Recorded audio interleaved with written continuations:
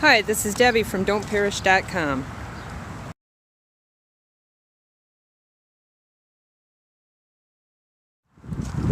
Today I want to ask our Christian sisters, are you shamefaced? And shamefaced means just what it sounds like. To be shameful. To be bashful. It even says, through downcast eyes, especially toward men. God's word tells us in 1 Timothy 2:9 that a woman should be shamefaced. Now this encompasses what's on the inside, how God has transformed her life, and it will show on the outside in her actions, her mannerisms, the way she dresses, the way she talks to people. And I'm really sad to say that was not me. I was the loud, in your face, pushy, strong, demanding, hard, cold woman. That's the opposite of what shamefaced is. Look at Proverbs 7. She's loud and stubborn. She can't keep her feet at home. That's the opposite of what shamefaced is supposed to be. But when I repented and I was born again, and I started following God's word in obedience, I was so ashamed at who I was and how I was. And you know the beauty of all this? God is so amazing. Because what did Adam and Eve do in the garden when they were ashamed? They covered themselves. Unbiblically, but they did the action of covering themselves. And what does God have his women do today? Cover themselves from head to toe. Head coverings, long flowing dresses. We are covered. We are covering up who we are as shameful. Now I'm not going to tell you how to become shamefaced, but I could just again tell you what it is. The qualities of a woman, let's encompass them all together. Shamefaced is bashful, let's see, God's word shows women that they're to be reserved, chaste, lovely, pure, long-suffering, gentle, of a quiet spirit, submissive. Now if you look at that picture, let's look at the opposite. Look at the worldly women out there who are not regenerated. They're running around shamefully exposing their bodies, exposing their heads, enticing people to look at them.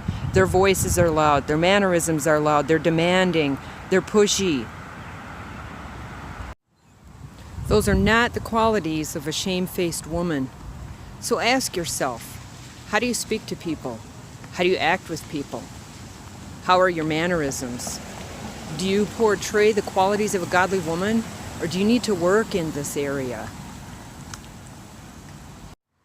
Now another area to think about is your clothing. God's word tells us in 1 Timothy 2 and 1 Peter 3 that a woman is to wear unadorned clothing. That means no patterns, no stripes, no flowers. It should be plain, long, loose, form covering, and plain. We're not instructed what colors we can wear. But let's look at colors versus shamefast and humble. What Jim and I do in our life is I look at a color and I think, would my husband wear this? Because just because the culture depicts that bright flashy colors are for women and not for men doesn't mean it's right. The culture is sinful. And I'm not saying that's what you have to do, but let's kill all of our flesh.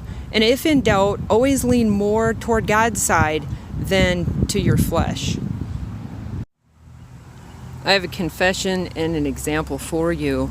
One time I went into a thrift store and I was having a really hard time finding any clothes. I still do. I'm sure you all can relate to that as sisters out there in the world trying to dress biblically. Well, I bought a skirt that when I bought it was somewhat questionable. It was of a crinkly kind of fabric and it kind of caught your eye a little bit, but it was solid. So I thought, well, I suppose I could buy that. But I think in my spirit I knew I shouldn't. So I asked Jim and he just looked at it and he said, well, what do you think if I had a pair of pants like that? Well, let's just say I threw the skirt out then. And having been a woman of the world, I also know that clothing can certainly change your attitude and how you act. You know, when you're all dressed up and you're looking good, everybody says, "Oh, you look good, girl." And it changes your attitude. It causes pride. It boosts you up.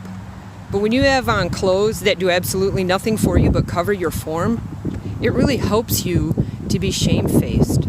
So I just encourage you, seek your heart, and don't be looking for the pretty things.